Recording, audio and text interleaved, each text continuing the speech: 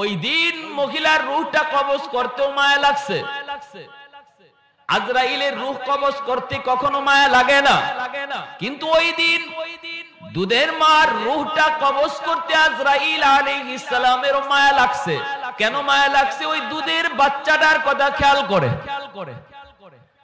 হায় দুধের বাচ্চাটার কি হবে, এই দুধের বাচ্চাটার কি হবে, এই চিন্তা করে মায়া লাগলো।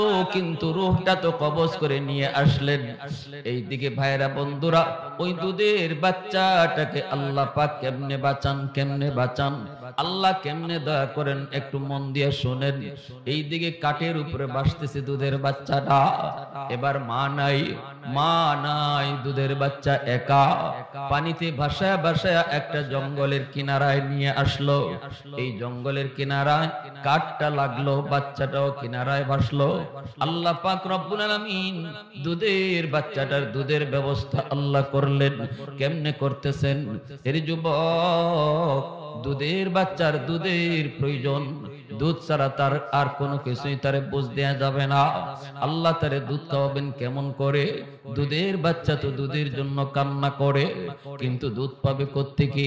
আল্লাহ পাক জঙ্গলের একটা বাঘিনীকে আল্লাহ আদেশ করলেন, যেই বাঘিনীটা বাচ্চা প্রসবের পর বাচ্চা মারা গেল, এই বাঘিনীর দুধেও দুধ, কিন্তু তার দুধ খাওয়ার বাচ্চা নাই, বাচ্চা মারা গেছে। বাঘিনীটাও বড় কষ্টে আছে।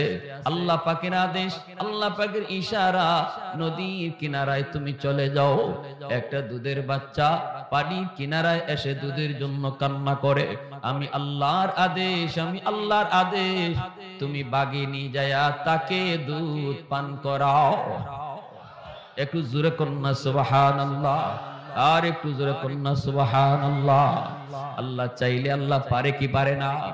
আল্লাহ চাইলে পারে কি পারে না? সব ক্ষমতার মালিককে নাকি জনগণ? এই যুবক আওয়াজ দিয়ে বলো, সকল ক্ষমতার মালিককে? আরো জোরে বলো কে? সকল ক্ষমতার মালিক জনগণ যারা কয় এরা শিরিক করলো, ঠিক কিনা? জোরে বলো। সকল ক্ষমতার মালিক জনগণ নয়, মালিক কে? এক কথা ঈমান যাবে, ঈমান চলে যাবে। রাজনীতি করো করো, ঈমান হারায়ও না, ঠিক কিনা? আমার রাজনীতি যতক্ষণ ইসলাম মানবে, নেতা মানবো ততক্ষণ যতক্ষণ কোরআন মানবে, দল করব যতক্ষণ আল্লাহ রসুল মানবে। যেদিন থেকে আমার নেতা আল্লাহ মানবে না, ওই দিন থেকে নেতা মানি না। যেদিন থেকে আমার দল কোরআনের বিরুদ্ধে কথা বলবে, সেদিন থেকে দল করি না। এর নাম হলো মুসলমান। কারণ কেউ এই দোয়া করে না আল্লাহর কাছে, আল্লাহ আমি যে দল করি এই দল নিয়ে যেন কবরে যাইতে পারি। এই দোয়া কেউ নামাজে করে? নামাজে দোয়া করে আল্লাহ মরণ যেন আমার ঈমানের হালে হয়। সবাই চায় যেন আমার কবরে ঈমান সাথে যায়। এজন্য আমার ভাইরা বন্ধুরা, যুবক, ওই বাচ্চাটারে আল্লাহ পাক বাঘিনীর দুধ খাওয়াইলেন। এই দিকে দেখা গেল একটা জেলে নদীর কিনারা দিয়ে আসতেছে। নজরে পড়ে গেল কাঠের উপরে একটা সুন্দর বালক।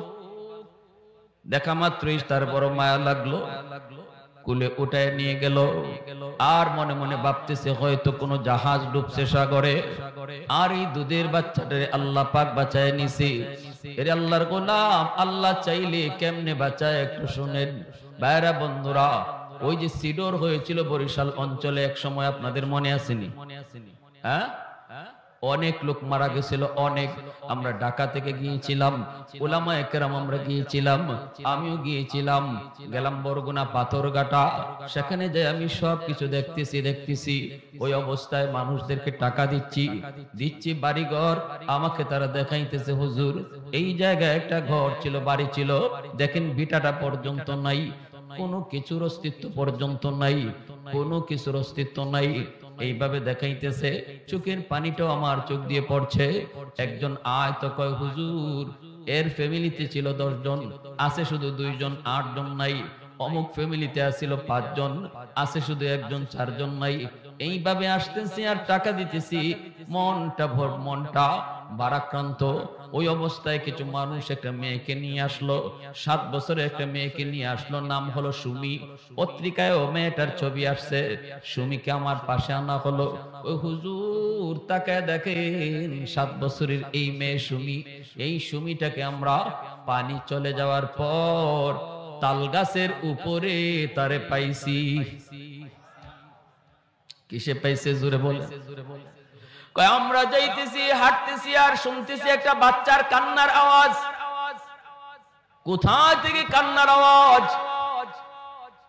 গভীরভাবে ফলো করার পর বুঝতে পেলাম তাল গাছের উপরে থেকে কান্নার আওয়াজ। তখন তাল গাছে উঠা হলো, ওইটা একজন আমরা পাইলো তাল গাছের পাতাগুলির ঝুপড়ির মধ্যে এই বাচ্চাটারে আল্লাহ বাঁচায় রাখছে। অথচ তার মা, তার বাবা, তার ভাই, তার বোন কেউ জীবিত নাই, সবাই মারা গেল। এই বাচ্চাটা সাঁতারও জানতো না, আল্লাহ পাক রব্বুল আলামিন তার কুদরতে বাঁচাইলো। এজন্য বলি আল্লাহ যদি বাঁচাইতে চায় কেউ তারে মারতে পারে না, আর আল্লাহ যদি কাউকে ধরে কেউ তারে সারাইতে পারে না। এই বাচ্চাটারে কুলে উঠে নিয়ে গেল। কে নিল? কয়েকটা মাঝি। কে নিল? কয়েকটা মাঝি। নদীতে মাছ ধরে এইভাবেই চলে এক এলাকার মানুষ। ওই এলাকার মানুষ সবাই তারা এইভাবে মাছ শিকার করে করে চলে। একটা গোত্র আছে তাদের, এখানে নিয়ে বাচ্চাটারে হাজির হইয়া গোত্র প্রধান যে ছিল তার কাছে নিয়ে বলল, উস্তাদ এই বাচ্চাটারে আমি নদীর কিনারায় পেয়েছি, মনে হয় কোন জাহাজ ডুবে সবাই মারা গেছে, বাচ্চাটার মাও হয়তো মারা গেছে। তোদের বাচ্চাটা বড় সুন্দর, চেহারাটা বড় মায়া লাগছে, আমি তুলে নিয়ে এসেছি। এখন কি করে এবার বলেন? গোত্রের সর্দার যে ছিল সে কয়, আমার তো কোনো সন্তান নাই, এই সন্তানটারে তুই আমাকে দিয়ে দে, আমি তারে লালন পালন করব, আমি তারে বড় করব। দিয়ে দিল গোত্র প্রধানকে। এইবার গোত্র প্রধান তারে পালতে লাগলো। আস্তে আস্তে বাচ্চাটা খেলাধুলার বয়স হলো, চতুর্দিকেই তার সুনাম, সুন্দর সুন্দর চেহারাটা বড় সুন্দর, ব্রেইনও তার অনেক ভালো, আদব আখলাকও বড় ভালো, সবাই তারে মায়া করে, সবাই তারে আদর করে। খেলার মাঠে গেল, খেলাধুলা করতেছে। ওই অবস্থায় সবাই দেখি খেলার মাঠের পাড় দিয়া বিশাল একটা সৈন্য বাহিনী যায়, বিশাল বড় একটা বাহিনী যাইতেছে। সবগুলি বাচ্চা ভয়ে তারা পালায় গেল, কিন্তু এই বাচ্চাটা গেল না, কারণ তার সাহস বড় বেশি, অনেক সাহস, অনেক সাহস। সে তাকায়া তাকায়া সৈন্য বাহিনী যাওয়ার যাত্রা দেখতেছে, দৃশ্য দেখতেছে। সেনাবাহিনীও তাকায় রইছে, সবাই ভয়ে ভয়ে চলে গেল। কিন্তু এই বাচ্চাটা কত বড় দুঃসাহস, সে তো গেল না, সে তাকায় তাকায় আমাগরে দেখতেছে। এইভাবেই ও দেখতেছে, সেনাবাহিনীও দেখতেছে। ওই সেনাবাহিনীর মধ্যে ছিল একজন কানা মানুষ, অন্ধ মানুষ, অন্ধ মানুষ ছিল একজন অন্ধ সেনা। সবাই তারা মনে মনে একটা জিনিস খুঁজতেছে, ওই এই এলাকার জঙ্গলের মধ্যে নাকি একটা গাইবি কোন একটা এরকম সুরমা পাওয়া যায়, ওই সুরমা যদি চোখে লাগানো হয় অন্ধ মানুষ ভালো হয়ে যায়। সুরমাটা তারা খুঁজতেছে, খুঁজতেছে, সুরমাটা কারো পায়ে লেগে সুরমাটা পেয়ে গেল তারা। কিন্তু সেই সুরমা চোখে দেওয়ার আগেই সেনাবাহিনী কয়, এটা ভালো সুরমা নাকি এর ভিতরে কোনো বিষ মিশানো, এটা আগে পরীক্ষা করো, তারপরে চোখে লাগাও।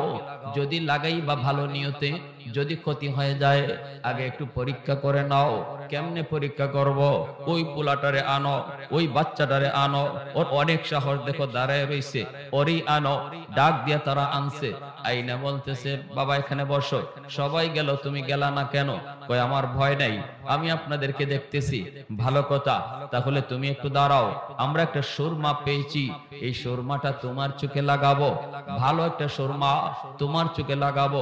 এদের উদ্দেশ্য হলো যদি সুরমার ভিতরে কোনো বিষ মিশানো থাকে তাহলে এই বাচ্চার চোখ নষ্ট হয় হোক, কিন্তু আমাদের যেন ক্ষতি না হয়। চোখের মধ্যে সুরমাটা লাগাইতে দেরি হলো, কিন্তু এই বাচ্চার চোখের সামনে অদৃশ্য জিনিস ভাসতে দেরি হলো না। ওরা মনে করছিল বিষ টিস মিশানো।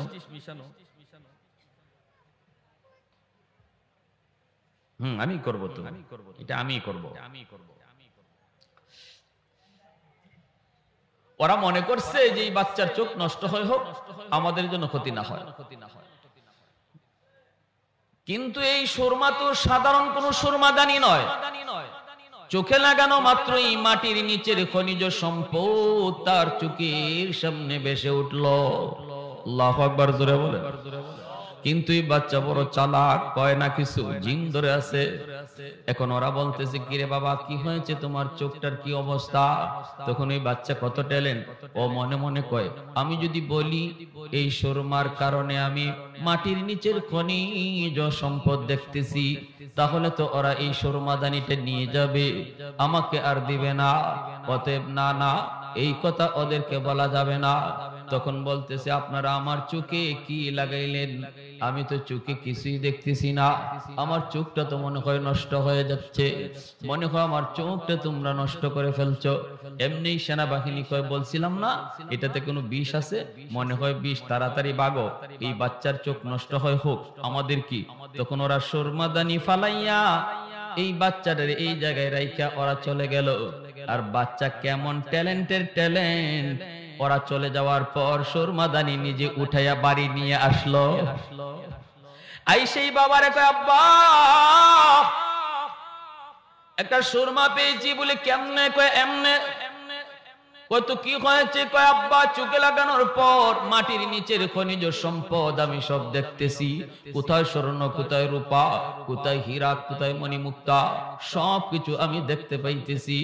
তখনই গোত্র সর্দার কয়, বাবা তাহলে তো খুব ভালো হয়েছে, চলো তোমাকে নিয়ে চলবো, চোখে সুরমা দিয়ে শুধু বলবা এখানে কি আছে।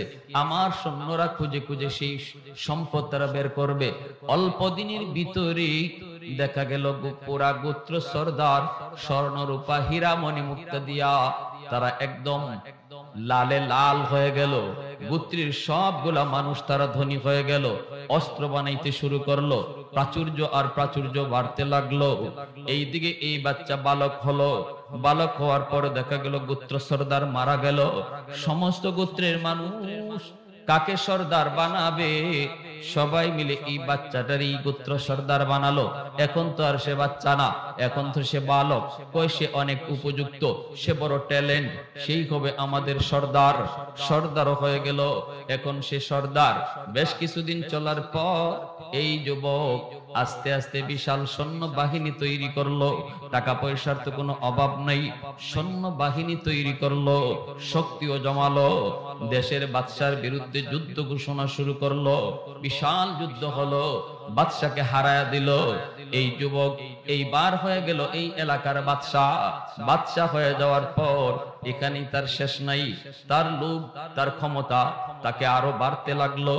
বাড়তে বাড়তে এক পর্যায়ে সব জনগণকে জিম্মি করে নিজেকে খুদা দাবি করে বসলো। আর এর নামই হলো সাদ্দাদ। এর নাম কি? নাম শুনছেন আপনারা? হ্যাঁ, নিজে যখন খুদা দাবি করলো, তখন ওই সময়ের নবী হযরত হুদ আলাইহিস সালাম ইনি আসলেন। আয়েশা বলতেছেন, আপনি নাকি নিজের খুদা দাবি করছেন? সাদ্দাদে কহ, তো আপনার কি হইছে?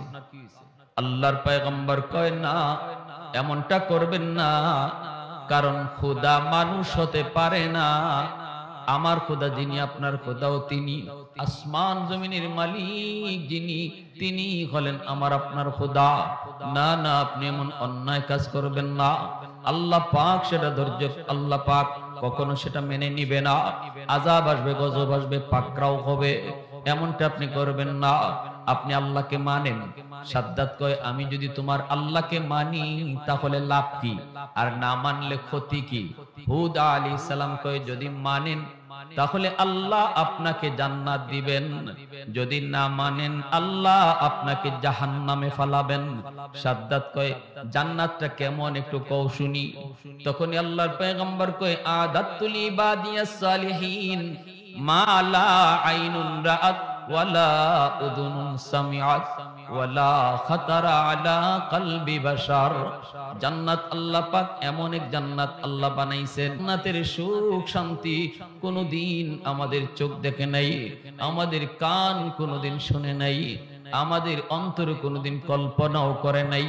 এত আরাম আল্লাহ জান্নাতের মধ্যে রেখে দিয়েছেন।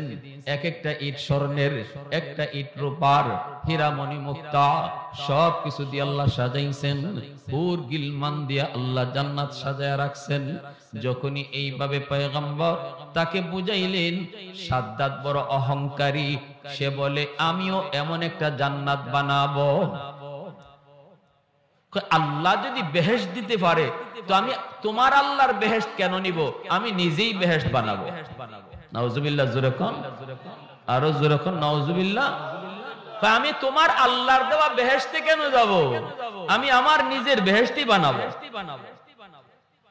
উলামায়ে কেরাম সরকারকে বুঝায়, কখনো বুঝ নেয় কখনো নেয় না। উলামায়ে কেরামের দায়িত্ব বুঝ দেওয়া, কথা শোনায় দেওয়া, কোনটা ভালো কোনটা খারাপ, কোনটা কল্যাণ কোনটা অকল্যাণ, কে মানবে কে মানবে না এটা আলেমদের দায়িত্ব না। এটা ফয়সালা হবে কার সাথে?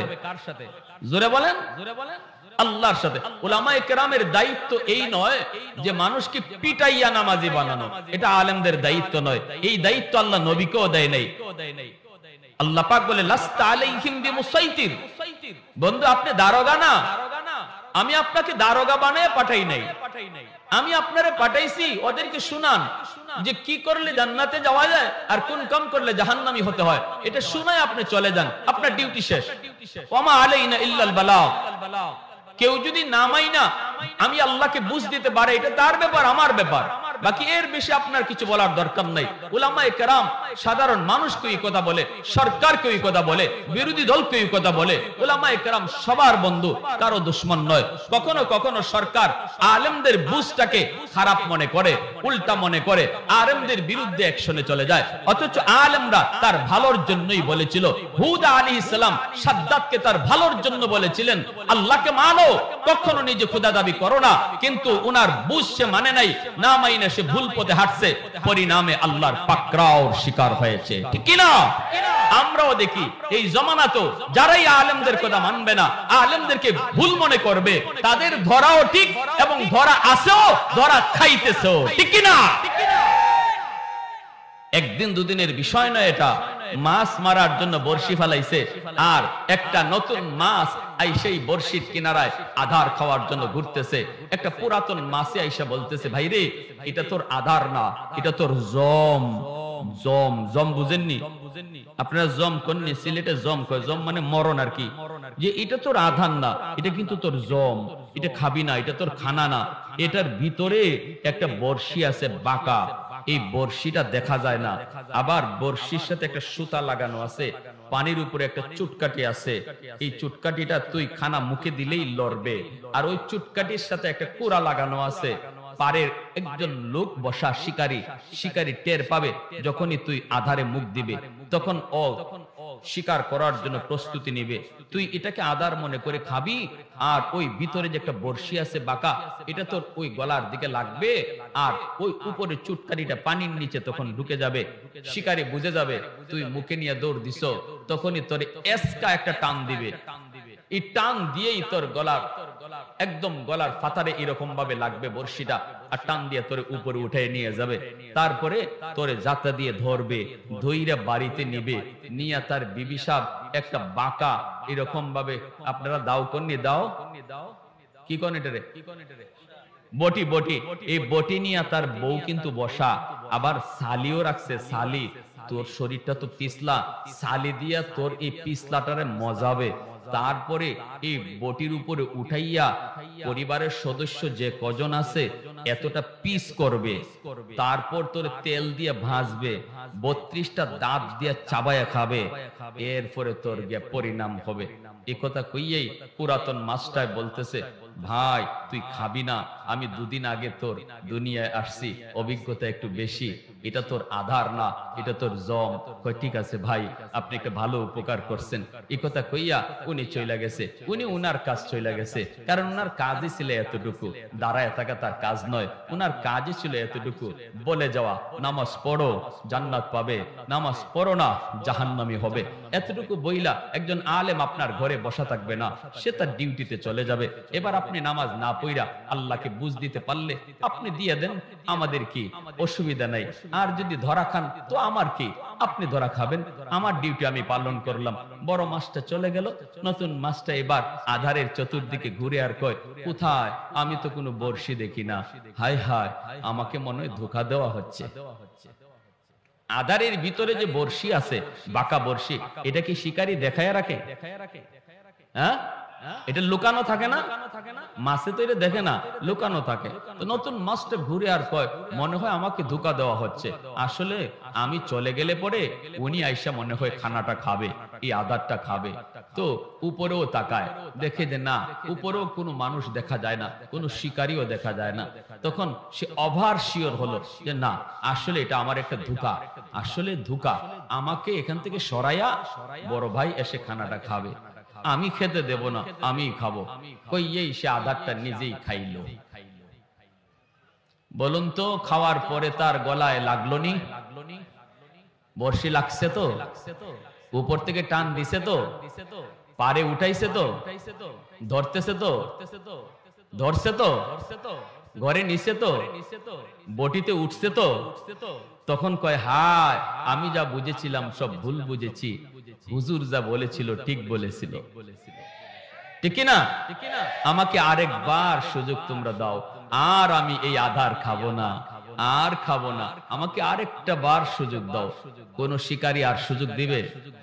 মাছটা নাড়াচাড়া করে লাফালাফি করে এই কথাই কিন্তু বলে, আর খাবো না, আমাকে একটা বার সুযোগ দাও, আর খাবো না, আর খাবো না, একটা বার সুযোগ দাও। দেয় দেয় দেয় ভাইরা বন্ধুরা, হুদ আলাইহিস সালাম তখন বারবার তারে বললেন, কিন্তু বুঝে মানলো না। সাদ্দাত সে তার অহংকারী মনোভাব নিয়ে সে জান্নাত বানাবে, বেহেশত বানাবে, দুজক সে বানাবে, বানায় ফেললো বেহেশত, দুজক বানায় ফেললো। বানালো অনেক দিন লাগাত, বৎসরের পর বৎসর লাগায় সে বেহেশত বানালো। ভাইরা বন্ধুরা, এরপরে তার সেই স্বপ্নের বেহেশতে সে ঢুকবে। মনের ভিতরে কত স্বপ্ন, কত আশা নিয়ে সে বেহেশতে ঢুকবে। চললো চললো বেহেশত দেখার জন্য, মনের মাধুরী দিয়ে বানানো হলো। কোন ইট তার স্মরণের, কোনটা ইট রূপার, কোনটা হীরা মণি মুক্তা জৌহরের। যেই মাত্র জান্নাত দেখার জন্য বেহেশতের কিনারায় চলে আসলো, এমনি সাদ্দাত দেখি তার ঘোড়ার সামনে একজন অপরিচিত মানুষ তার ঘোড়াটা আটকায় দিল, রাস্তা পার হতে দেয় না, সামনে যেতে দেয় না। বিশাল সৈন্যবহর, সবাই সরে যায়, কিন্তু ওই অপরিচিত মানুষটা সে তো সরে না, সে তার সামনে যেতে দিবে না। সাদ্দাত কয় কে তুমি? তখনই মানুষটাই কয় তুমি নামো, ঘোড়ার পিঠ থেকে তুমি নামো, তোমার সাথে কানে কানে কিছু কথা আছে। কয় এত বড় সাহস তোমার, আমাকে চিনুনি? অপরিচিত মানুষটা, মুসাফির মানুষটাই কয় চিনতে হবে না, তুমি একটু ঘোড়া থেকে নামো, আমি তোমাকে ভালো করে চিনি, কিন্তু তুমি আমাকে চিনো না। ঠিক না? ঘোড়ার পিঠ থেকে সাদ্দাত নামলো।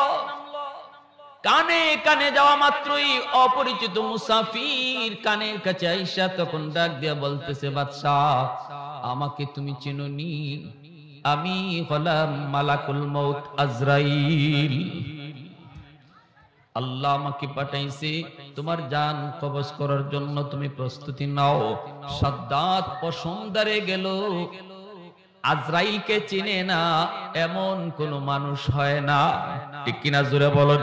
আজরাইল নাম শুনলে কেউ কাঁপে না এমন কোন মানুষ হয় না। যেই মানুষটা আল্লাহকে চিনে না সেও আজরাইলকে চিনে। যে বলে দেয়ার ইজ নো গড, আল্লাহ বলতে কিছু নাই, সেও বলে ম্যান ইজ মর্টেল, মানুষ মরণশীল, মরতেই হবে, কেউ বাঁচার জন্য আসে নাই।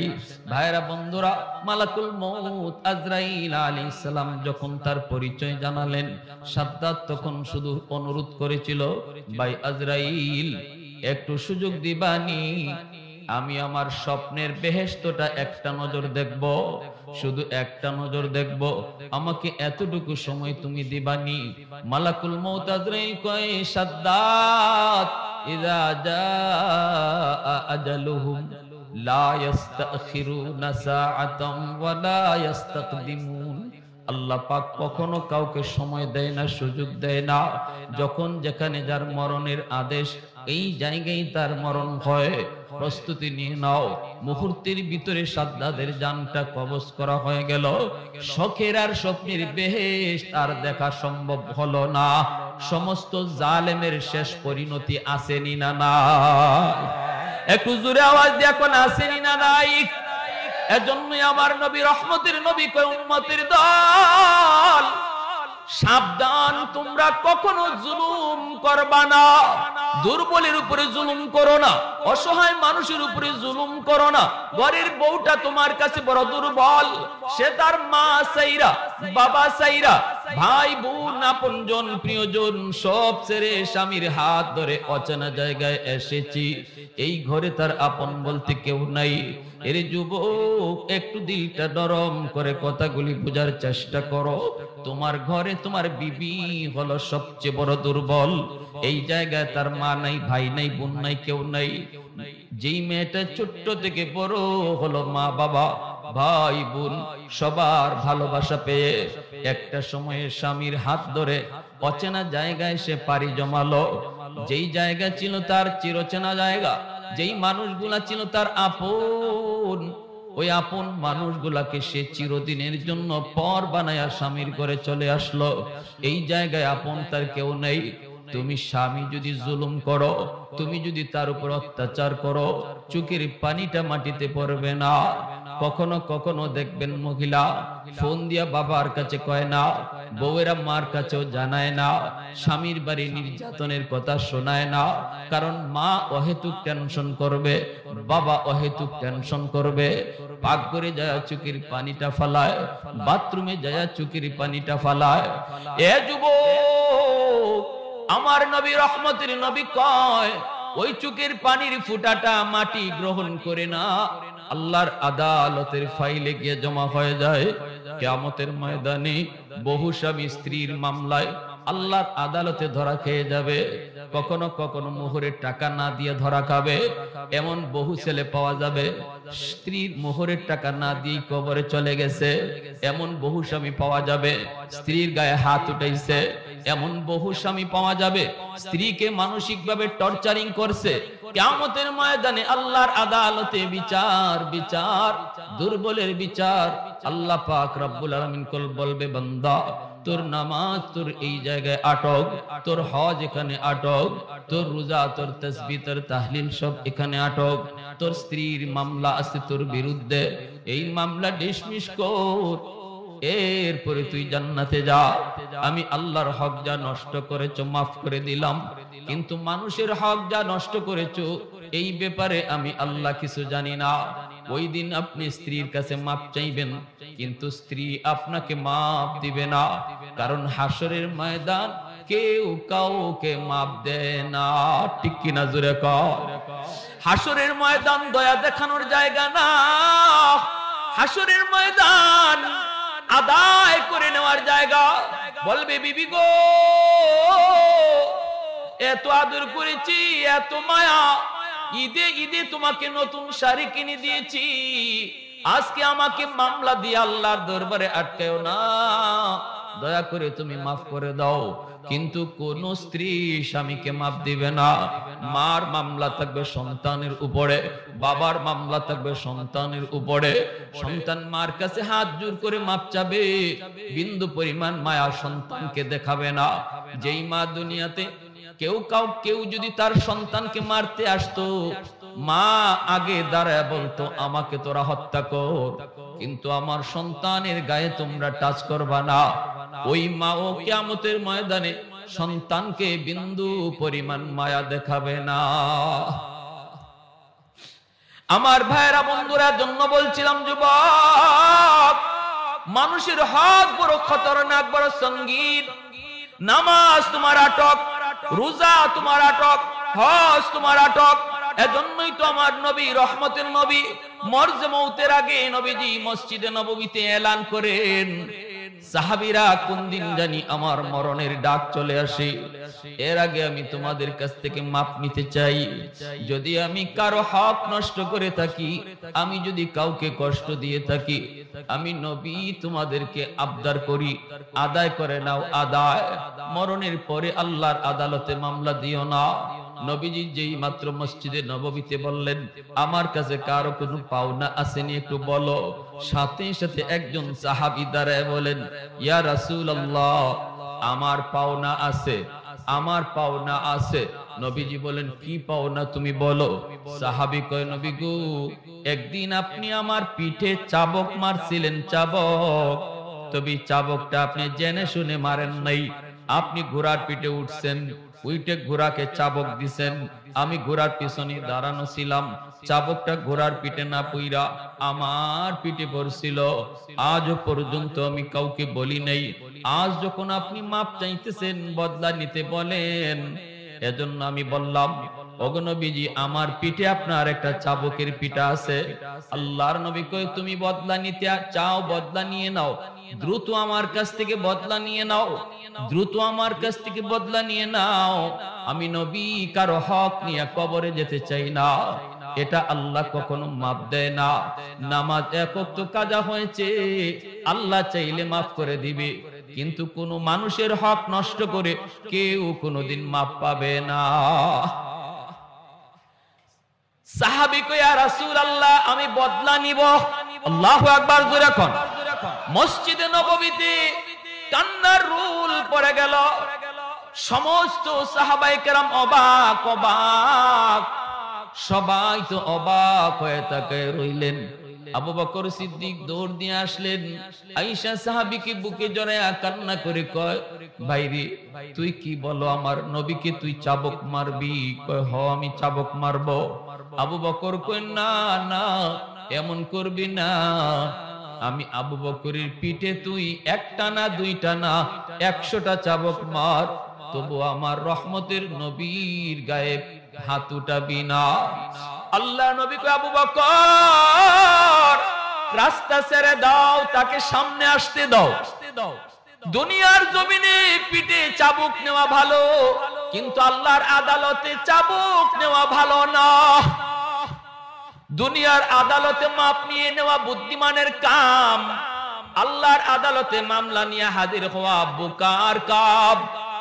বোকা মানুষ এমন কাম করে, বুদ্ধিমান কখনো এমন করে না।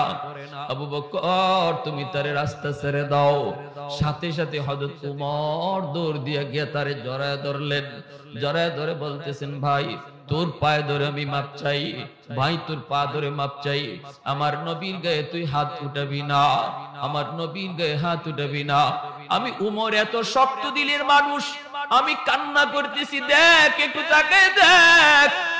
আমি ওমর আমার পিঠটা তোর সামনে খুলে দিলাম, যত পারো মারো, যত পারো চাবুক দাও, তবু আমার রহমতের নবী, যেই নবীর পিঠে মশা বয় না, মাছি বয় না, আমার ওই নবীর পিঠে তুই চাবুক দিবি না।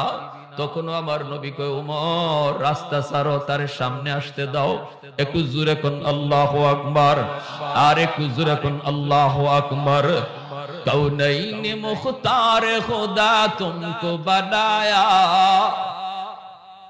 कौनैन मुख्तार खुदा तुमको बनाया, उम्मत का निगाहबान खुदा तुमको बनाया, उम्मत का निगाहबान खुदा तुमको बनाया।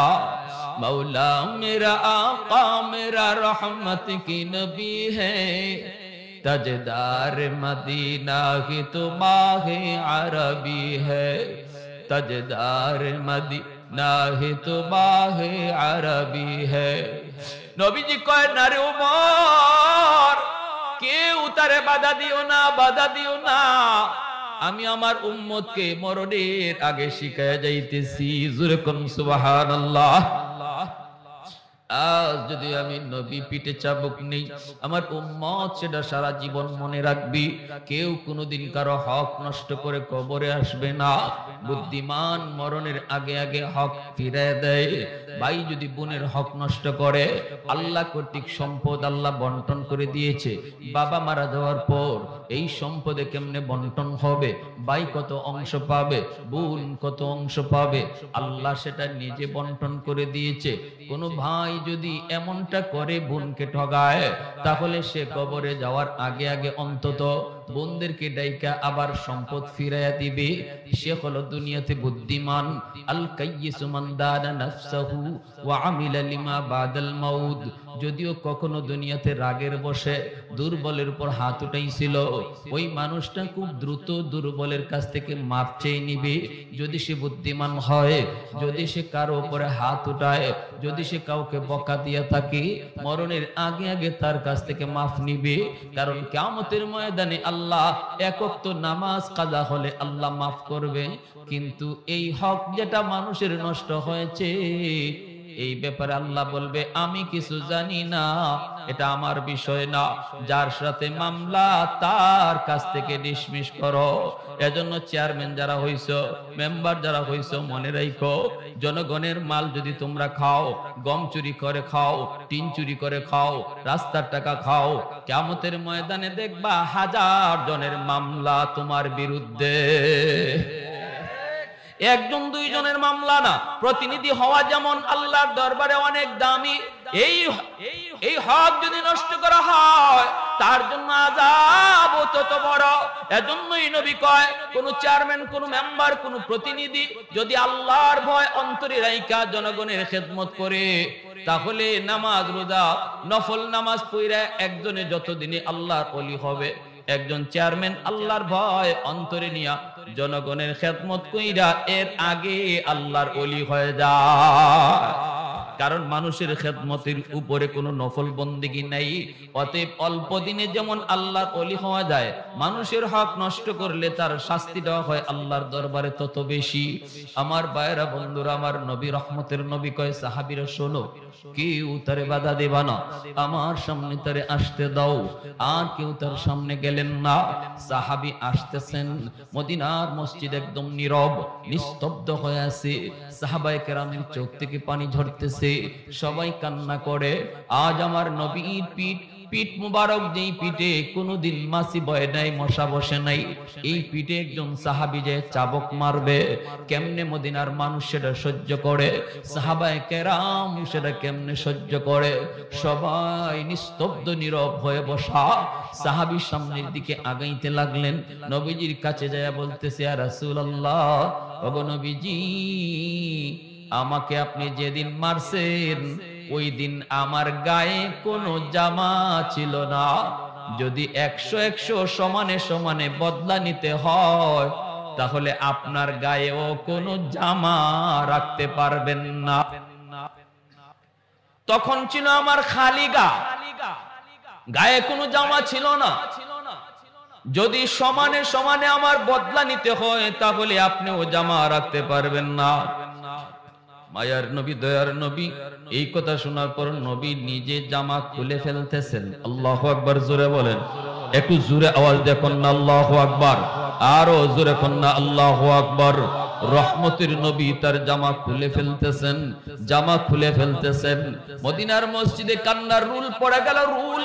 সাহাবীরা কান্দে আর কই রে, না না, এমন করবি না, এমন করবি না, আমার রহমতের নবীর গায়ে তুই হাত উঠাবি না। সবাই হাউমাউ করে কাঁদতেছে, কারণ আমার আল্লাহ এমন ভাবে আমার নবীকে বানাইছে, এমন ভাবে আমার নবীকে বানাইছে, কান্নাকা খুলিকতা কামা তাশাউ। সাহাবী কয়, নবী গো, আপনার দিকে তাকাইলে মনে হয় আল্লাহ আপনার মর্জির মতো আপনাকে বানাইছে।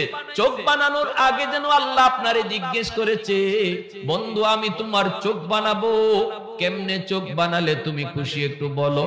নবী গো, আপনি যেভাবে বলছেন এইভাবেই যেন আপনার চোখটা আল্লাহ বানায় দিছে। আপনার কপালের দিকে তাকাইলে মনে হয় আল্লাহ আপনারে জিগাইয়া কপাল বানাইছে। আপনার পিঠের দিকে তাকালে মনে হয় আল্লাহ আপনার জিগায় জিগায় আপনার বডিটা বানাইছে, এত সুন্দর করে আমার আল্লাহ আপনারে বানাইছে। আজকে আমার ওই নবীর খালি গায়ে তুমি চাবুক মারবা না রে সাহাবী, না এমন করবি না, এমন করবি না। কিন্তু আমার নবী যেই মাত্র জামা খুলছেন, সাহাবী তো কারো কান্না শুনে না, ইনি তো চাবুক হাতে নিয়ে নবীর পিছনে গিয়ে দাঁড়ায় গেছে। আমার নবী তো জামা খুলে ফেলছেন, এখন তো নবীর পিঠে আর কিছু নাই। নবীর পিঠ থেকে জামাটা টান দিয়ে এইভাবে সামনে খুলে ফেলছেন, নবীর পিঠে আর কিছু নাই, নবীর পিঠটা খালি। সবাই তাকায় আছে ইনি চাবুক মারবে, কিন্তু হঠাৎ করে দেখা গেল কি, চাবুকটা হাত থেকে ফালাইয়া আমার নবীর পিঠের মধ্যে যে মোহরে নবুয়ত, যেই মোহরে নবুয়ত কেউ দেখে না, নবী কাউকে দেখায় না, দেখায় না, ওই মোহরে নবুয়তে ইনি চুমা খাওয়া শুরু করছে। একটু আওয়াজ দেয়া কও না সুবহানাল্লাহ, আরো জোরে সুবহানাল্লাহ।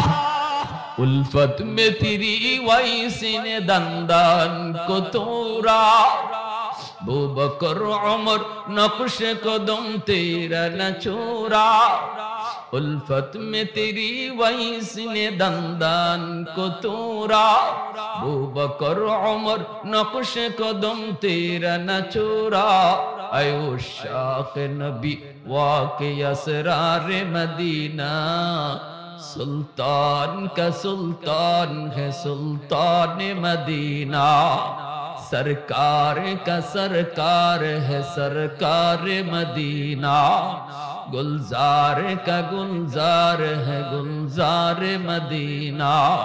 मोहब्बतेर साथे कोन अल्लाहु আকবার, आरो जोरे अल्लाहु আকবার। साहाबी तखन आवाज दिया कই, साहाबीरा रे আমি চাবুক মারতে আসি নাই, আমি মূলত আসছি আমার নবীর মোহরে নবুয়তে চুমা দেওয়ার জন্য। একটু আওয়াজ দিয়ে সুবহানাল্লাহ। কিন্তু আমার নবী শিখায় গেছেন উম্মতের দল, এটা আমি নবীর আদর্শ।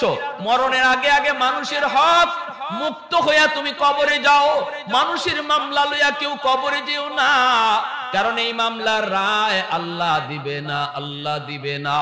এটা বড় খতরনাক, বড় সঙ্গীন। আল্লাহ পাক কইব, বান্দা আমি জানি না, জানি না। ওই দিন তোমার সব নেকি তাকে দিয়া তারপরে মাপ নিতে হবে। মাকে নেকি বুঝাই দিতে হবে, স্ত্রীকে নেকি বুঝাই দিতে হবে। বিবি কইব, তোমার নামাজটা আমারে দিয়ে দাও, তোমার রোজাগুলি আমাকে দিয়ে দাও, তোমার হজগুলি আমাকে দিয়ে দাও। এজন্যই নবী কইছিল, মাল মুফলিস, তোমাদের ভিতরে জানোনি কোন মানুষটা সবচেয়ে বেশি গরিব? সাহাবীরা কয়, লা দিরহাম লাহু ওয়ালা দিনারা, যার টাকা নাই পয়সা নাই। নবী কয়, না না, টাকা পয়সা যার নাই সে গরিব নয়, গরিব হলো ওই মানুষ যেই মানুষটা পাহাড় পরিমাণ নেকি লইয়া আল্লাহর দরবারে উঠছে, কিন্তু মানুষের হক দিতে দিতে সব নেকি শেষ হইয়া নিঃস্ব হয়ে যাবে, সেই হলো তোমাদের ভিতরে সবচেয়ে বেশি গরিব। ভাইরা বন্ধুরা, এই আদর্শটাই তো এই মাদ্রাসায় শেখানো হয়, ঠিক না? এই আদর্শগুলো এই মাদ্রাসায় শেখানো হয়। আজকে 3 জন 4 জন ছাত্রকে আমরা পাগড়ি দিলাম। কিয়ামতের ময়দানে আল্লাহ কইব, কোথায় মা বাবারা, একটু আসো। আল্লাহর হাতে একটা মুকুট থাকবো। নবীর বাপ মা যায় কইব, আল্লাহ আমি অমুক নবীর আব্বা, অমুক নবীর আম্মা। আল্লাহ বলবে, আমি তোমাকে খুঁজি না, আমি তোমাকে খুঁজি না, আমি তোমাকে খুঁজি না। আল্লাহ কাকে যেন খুঁজতেছে? আল্লাহর হাতে একটা মুকুট, আল্লাহর হাতে একটা পাগড়ি। দাউহু আহসানু মিন দাউইশ শামস, যেই মুখ পাগড়িটার পাওয়ার, যেই মুকুটের পাওয়ার সূর্যের পাওয়ারের চেয়েও বেশি হবে। ওই অবস্থায় একজন হাফেজে কোরআনের আম্মা, একজন হাফেজের আব্বা দেয় কইব, আল্লাহ আমি অমুক হাফেজে কোরআনের আম্মা, আমি অমুক হাফেজ সাহেবের আব্বা, আমি অমুক আলেমের মা। আল্লাহ পাক তখন হাসরবাসীর সামনেই বলবো, আমি তো তোমাকে খুঁজতেছি। ওই দিন আল্লাহ আলেমের বাপমার মাথায় পাগড়ি পরাবে, হাফেজের বাপমার মাথায় পাগড়ি পরাবে। আল্লাহ কইব, দুনিয়ায় তোমার সন্তানের মাথায় পাগড়ি পরাইছে দুনিয়ার মানুষ, আর হাসরের ময়দানে তোমরা বাপমার মাথায় পাগড়ি পরাবো আমি আল্লাহ। এমন মা বাবা হওয়ার ইচ্ছা কার কার আছে? একটু হাত উঠে আল্লাহকে দেখাও। আল্লাহ তুমি কবুল করো, জোরে বলি আমিন, আরো জোরে বলি আমিন। ভাইরা বন্ধুরা, জন্য বলি একটু কথা মনোযোগ দিয়ে শুনেন। আমার নবী, রহমতের নবী, কয় কিয়ামতের ময়দানে আল্লাহ পাক রব্বুল আলামিন কইব, কই হাফেজ সাহেবের আব্বা আম্মারে নিয়ে আসো। হাফেজ সাহেবের আব্বা আম্মা যদি জাহান্নামী হয়, জাহান্নাম থেকে আনা হবে। তখনই তার দাদা দাদি কইব, তোমরা দয়া আমাদের কথা একটু কইও, আমরা একটু বিপদে আছি, সে তো আমাদেরও নাতি, মায়া করছি, আদর করছি। তখনই বাপ মায় আইসা কইব, বাবা আমাদের মা বাবাকে জাহান্নামে রাইখা আমরা জান্নাতে যাইমু না। তুমি যদি তোমার বাপ মা ছাড়া জান্নাতে না যাও, আমরাও বাপ মা ছাড়া জান্নাতে যাবো না। তখনই আল্লাহ কইব, যাও তার দাদা দাদি নানা নানিকেও তুলে নিয়ে আসো।